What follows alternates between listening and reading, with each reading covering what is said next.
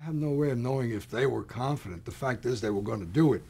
And when you do it, and you got a man like Murrow on the air, who is unbeatable, and you got a man like Friendly, who is going to turn the world over till he gets what he wants from the people he's hiring, they, if that's confidence, that was confident. They were going to turn out one fine broadcast. Even though they hardly knew what to do on television, though. They invented it. Fred made sure he brought in the best engineers, and he got the best director, and that was Don Hewitt, who was very inventive himself, who had developed things, maybe not at that moment, or maybe earlier, or maybe later, the whole double chain system of presentation of a story on television, where the picture keeps running and the soundtrack comes in, you know, for narration, which then was modified later on. But Hewitt had a million ideas. Fred had a million ideas. And as Churchill said of Roosevelt, Franklin has Roosevelt said of Churchill, Winston has 1,000 new ideas every day, at least 4 of which are good.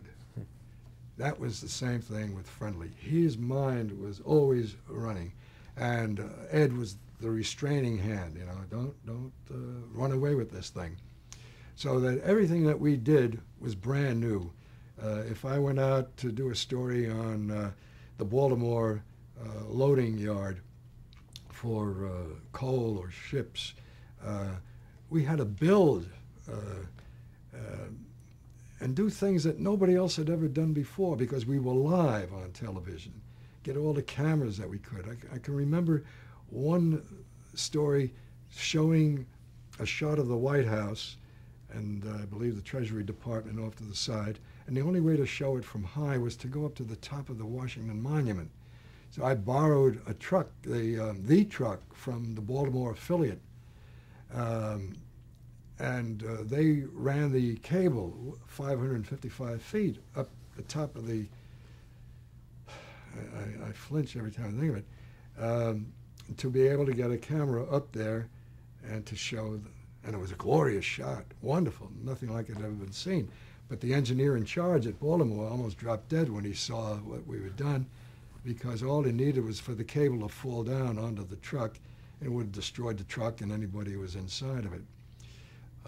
We had, every time we went out on a story, if I set up an interview, say, with Estes Kiefer at his home, we had to build a transmitter from his home facing the television station 10, 20, 30 blocks away to send that picture to the television station and then transmit it to New York, and then it would go out. We were inventing.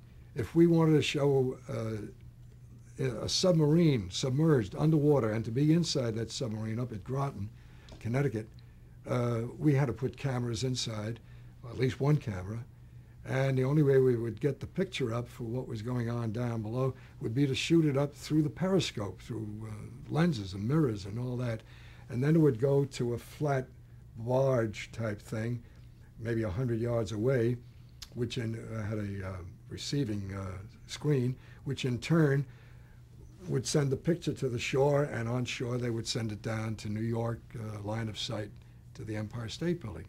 Well, in the submarine, the guy in charge of the boat said, we're going to have wind coming up 5 minutes before we go on the air. It's going to be real tough keeping your camera in line with the receiving set on top of the water.